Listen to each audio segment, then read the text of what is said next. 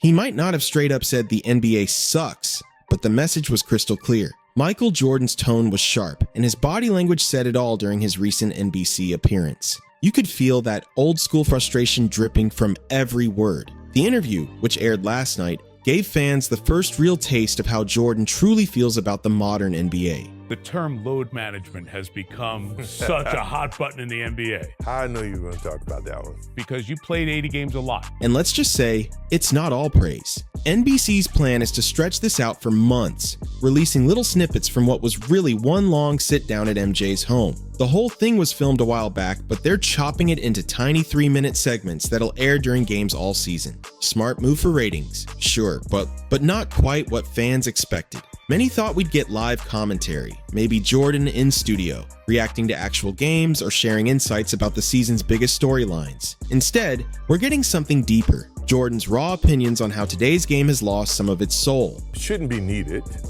first and foremost. I never wanted to miss a game because it was an opportunity to prove.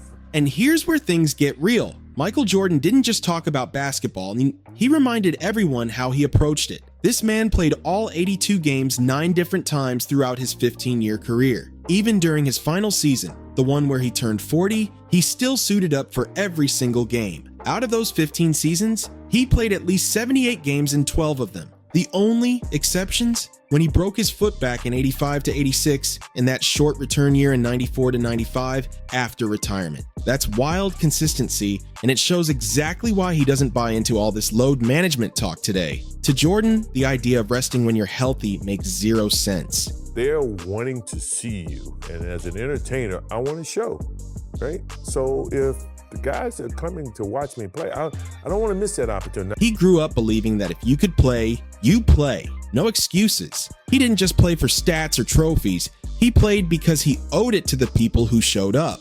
The fans mattered to him. Every night, he knew someone might have saved up just to see him perform, and that meant something. That mindset, you barely see it in the league anymore. But Jordan's dedication went even further. He didn't just feel obligated. He felt driven. Even when his body was screaming for rest, he wanted to compete. That inner fire pushed him to perform, no matter what. And hearing him talk about it now, you can tell. Third game of the season, started my career. Okay. I twisted my ankle, and I had a teammate, David Greenwood.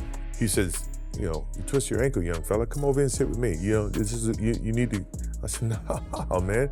I'm trying to make a name for myself. There's no way I can sit. I need to get out there and show what I'm capable of. I want to play. I want to win. I want to make an impact. That's the part of basketball he thinks today's stars just don't get. Game 5 of the 1997 NBA Finals. Unforgettable. Series tied 2-2. Tension thick enough to cut with a knife. History says whoever wins Game 5 takes the series 82% of the time, so yeah. Calling it pivotal barely scratches the surface. The stage was set in Utah, and Michael Jordan, he showed up sick as a dog. 103-degree fever, sweating before the tip-off, barely able to stand. But you already know he wasn't sitting this one out. Jordan didn't just play, he took over. He dropped a monster 38 points out of the Bulls' total 90, leading Chicago to a hard-fought 90-88 win.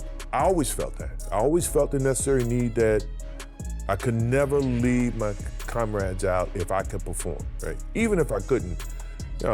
Utah, great example. Everybody said the flu game. It's Game 5, which is a very pivotal game. And get this, with the game tied 85-85, he nailed that clutch three-pointer with just 25 seconds left. That's ice-cold greatness right there. He wasn't padding stats or looking for a highlight reel. He was flat out winning. And notice the difference here. We're not talking about some fancy chase down block or pretending a role player hit the real game winner while the star gets the credit. I was going to find a way to get out there, even if I was a decoy.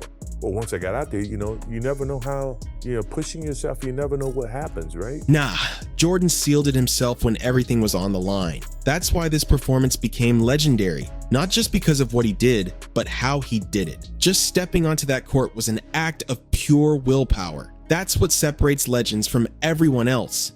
Real competitors, true ambassadors of the game. They don't make excuses. They make history. And only one other player ever carried that same rare fire, Kobe Bean Bryant. The closest thing we've ever seen to MJ's mentality. Kobe wasn't just copying Jordan. He embodied that same obsession, but that drive came at a cost. It's what robbed him of a possible shot at being the all-time leading scorer. It's what ended his career earlier than it should have, even though he was still elite. I always felt like one is a sense of pride for the fans that are paying. Two is a sense of, making sure that I stay sharp. I'm not going to lose it.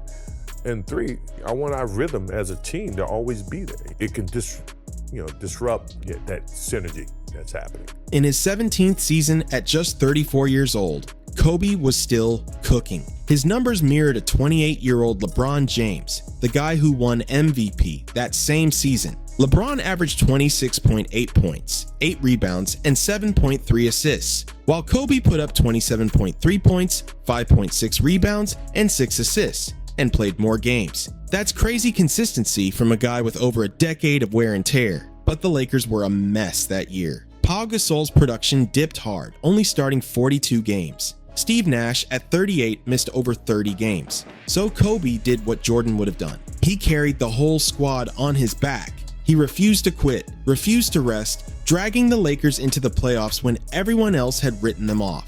That's the difference between good players and the obsessed. That's the fire that separates icons from the rest. The kind of mentality that burns so hot, it can destroy you, but it also makes you unforgettable. In the final stretch of that brutal 2013 season, Kobe Bryant was running on pure heart and fumes. Over those last 7 games, he averaged an insane 29 points, 8.5 assists, and 7 rebounds, while playing 46 minutes per game. That's basically the entire game, night after night. The Lakers clawed their way back, going 6-1 in that span, jumping from out of the playoffs to the 7th seed. That was vintage Mamba. Pure willpower, no shortcuts, no excuses. But on April 12, 2013, everything changed. After years of carrying the franchise and battling through pain, Kobe's body finally gave out. His Achilles snapped, one of the most heartbreaking moments in NBA history. You could see it in his face. He knew that was the moment everything shifted. And even though he came back, the injuries that followed over the next 2 seasons made it clear that rupture had marked the end of an era. He pushed through anyway, limping through one last season, giving fans every ounce of what was left in the tank.